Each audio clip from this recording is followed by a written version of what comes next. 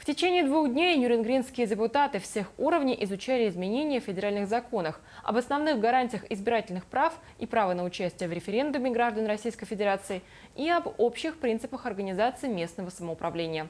Для этих целей Южную Якутию посетила делегация. Подробности далее. Учение «Свет», а не учение «Тьма». Народные избранники всех уровней на протяжении 2 дней вникали в изменения закона об общих принципах организации местного самоуправления.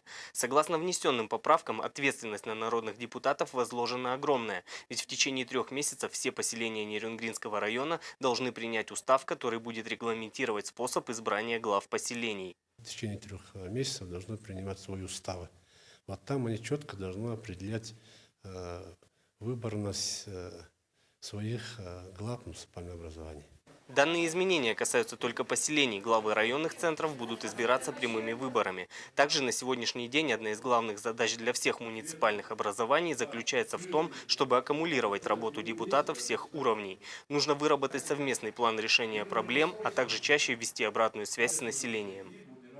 Здесь действительно нет взаимодействия депутатов, главы района, главы поселения.